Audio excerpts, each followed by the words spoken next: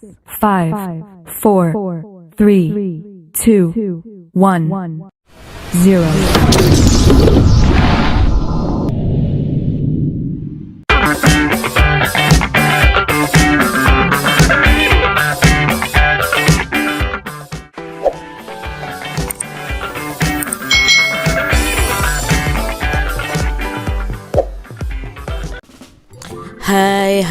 Hai, selamat datang di channel YouTube Kak Citra. Apa kabar adik-adik semuanya? Kak Citra berharap kalian dalam keadaan yang baik, sehat, dan siap untuk belajar ya. Hari ini kita akan belajar bersama-sama untuk mata pelajaran tematik kelas 3. Kita belajar di tema 7, perkembangan teknologi, subtema 1, perkembangan teknologi produksi pangan, pembelajaran yang kedua. Mari adik-adik kita belajar dengan penuh semangat ya. Adik-adik perhatikan gambar berikut ini. Dayu, Siti, dan Lani membaca buku tentang pengolahan ikan bandeng. Mereka tertarik untuk melihat cara pengolahan ikan bandeng. Esok harinya, Dayu, Siti, dan Lani mengunjungi tempat pengolahan ikan bandeng. Mereka berkunjung ke rumah Pak Sarip. Nah, Pak Sarip ini memiliki kolam ikan bandeng. Pak Sarip juga mengolah ikan bandeng agar lebih awet. Pak Sarip membuat ikan bandeng presto. Dayu dan teman-teman ingin melihat proses pengolahannya. Bandeng presto.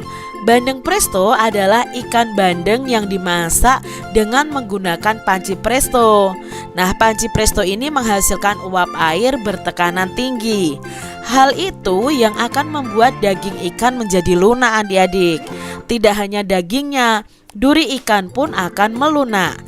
Bandeng presto ini dibumbui dengan bawang putih, kunyit, dan garam. Ikan yang sudah diberi bumbu kemudian dibungkus dengan daun pisang. Setelah itu, ikan dimasukkan ke dalam panci presto yang dapat dikunci dengan rapat. Lalu ikan akan matang secara merata. Setelah matang adik-adik, bandeng presto dapat dikemas. Cara mengemas bandeng presto akan menentukan daya tahan ikannya. Jika dibungkus plastik biasa, ikan akan bertahan selama 5 hari. Namun jika dibungkus dengan menggunakan plastik tahan udara, ikan akan bisa bertahan hingga 3 bulan. Itu tadi adik-adik informasi mengenai bandeng presto. Nah, bandeng presto ini juga merupakan salah satu ciri khas makanan khas dari kota Semarang nih, di mana Kak Citra tinggal ya. Di situ ada terkenal juga dengan bandeng prestonya adik-adik. Jadi bandeng presto itu supaya tahan lama diolah ya, diolah supaya di sini tidak secepat membusuk atau cepat basi adik-adik. Nah, diolahnya bagaimana? Nah, bandeng ini diolah dengan cara di presto. Setelah itu dimasukkan ke dalam plastik pun ada plastik-plastik yang khusus. Misalnya kalau plastik biasa itu hanya bertahan 5 hari. Tapi kalau di vakum atau plastik yang tahan udara itu ikannya bisa bertahan hingga 3 bulan. Adik-adik, kumpulan kalimat yang diberi warna pada bacaan tadi itu disebut dengan paragraf adik-adik. Ada berapa buah paragraf pada teks bandeng presto? Nah, pada teks bandeng presto ini ada 3 paragraf. Ini paragraf 1, lalu yang berwarna merah ini paragraf 2, dan yang berwarna biru ini adalah paragraf 3.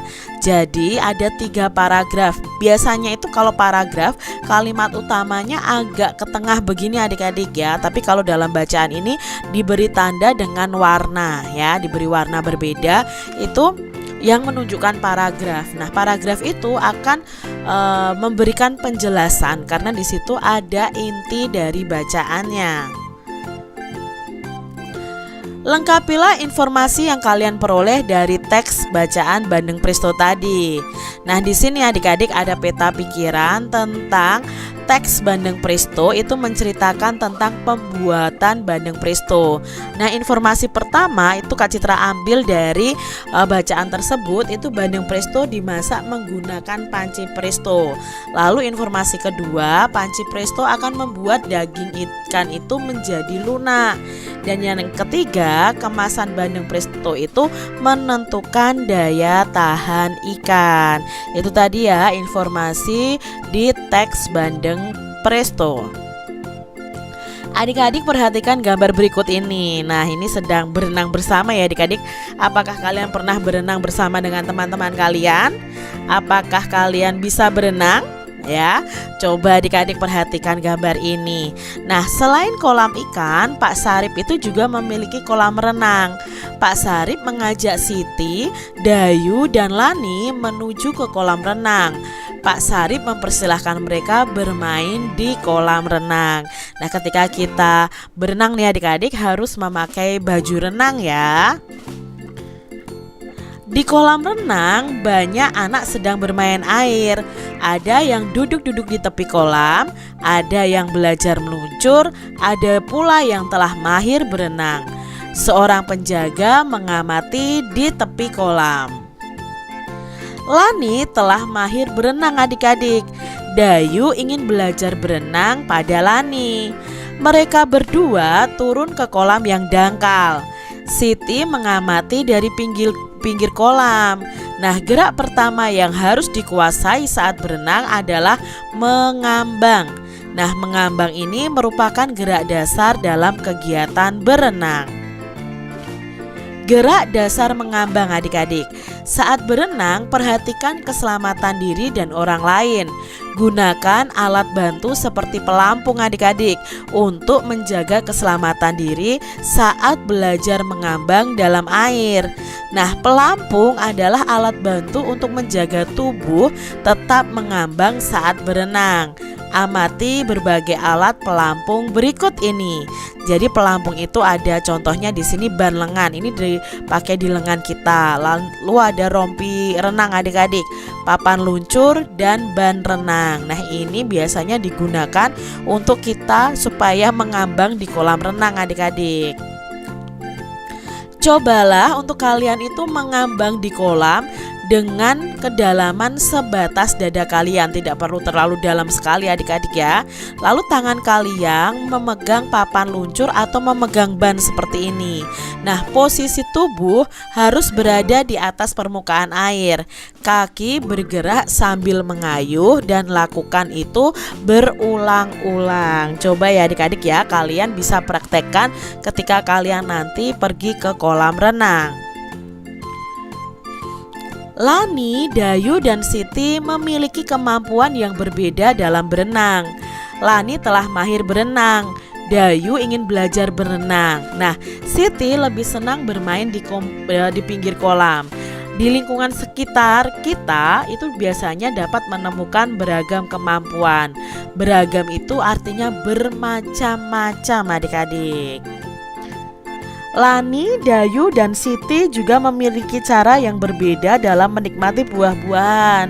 Misalnya Siti ini menikmati buah-buahan ketika minum susu rasa stroberi. Dayu menikmati bolu pisang. Lani lebih suka makan buah apel. Semua suka buah-buahan, namun mereka menikmati buah dengan cara yang berbeda. Nah, setiap orang itu memiliki kebiasaan yang berbeda-beda adik-adik. Lalu adik-adik di sini dapatkah kamu menemukan atau menyebutkan perbedaan kebiasaan Dayu, Siti, dan Lani? Nah, di sini perbedaannya adalah Lani, Dayu, dan Siti ini memiliki cara yang berbeda dalam menikmati buah-buahan. Nah, kebiasaan yang berbeda merupakan bagian dari keberagaman. Kebiasaan yang berbeda merupakan bagian dari keberagaman ya adik-adik.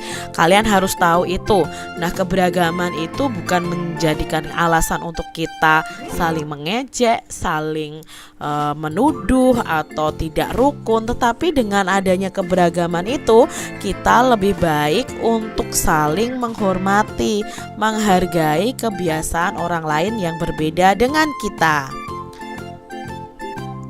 Dayu, Siti, dan Lani sedang menikmati makanannya. Kemudian Beni, Udin, dan Edo datang membawa ragam makanan.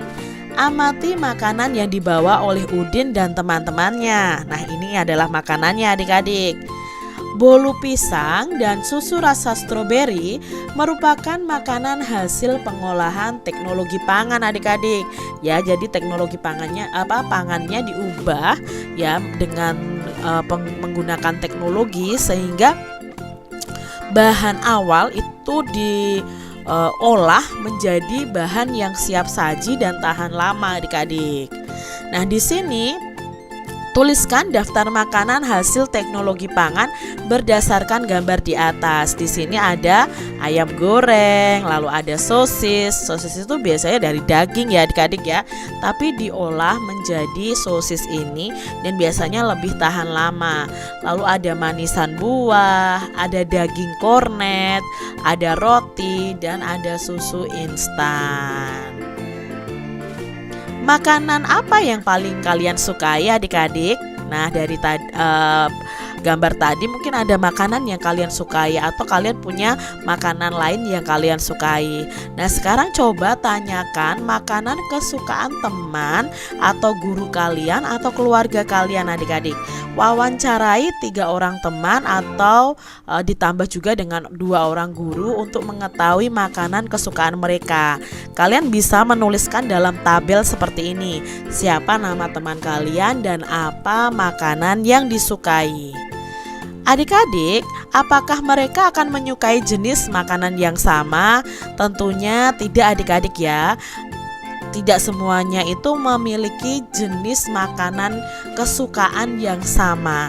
Lalu apakah semua menyukai makanan hasil teknologi pangan?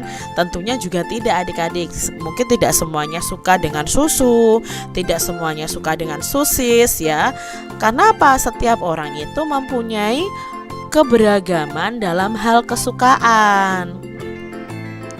Diskusikan bersama temanmu, kemudian lingkari jawaban yang paling tepat di bawah ini. Jenis makanan yang disukai orang-orang di lingkungan sekitarku ternyata sama atau berbeda? Ya, berbeda adik-adik. Lalu ini berarti setiap orang memiliki kebiasaan yang berbeda atau sama? Ya, kebiasaan yang berbeda adik-adik. Jadi setiap orang tuh punya jenis makanan yang disukainya pasti berbeda-beda ya. Lalu juga memiliki kebiasaan yang berbeda pula. Setiap orang memiliki makanan kesukaan. Kesukaan setiap orang itu berbeda-beda adik-adik. Jika temanmu memiliki kesukaan yang berbeda darimu, apa yang akan kamu lakukan? Nah, sikap memahami dan menerima perbedaan kesukaan setiap orang itu sesuai dengan pengamalan Pancasila, khususnya di sila ketiga Pancasila yang berbunyi Persatuan Indonesia. Mari adik-adik kita saling menghormati, saling menerima, saling memahami setiap perbedaan yang ada. Kita harus tetap bersatu. Demikian tadi adik-adik pembahasan kita di tema 7, subtema 1 pembelajaran yang kedua. Semoga video pembelajaran ini bermanfaat untuk adik-adik semuanya. Dan sampai jumpa lagi di video pembelajaran Kak Citra selanjutnya. Tuhan memberkati. Jangan lupa tekan tombol subscribe, lalu tekan loncengnya, tekan juga tombol like, lalu share ke media sosial kalian. Jangan lupa untuk ikuti media sosial Kak Citra. Terima kasih.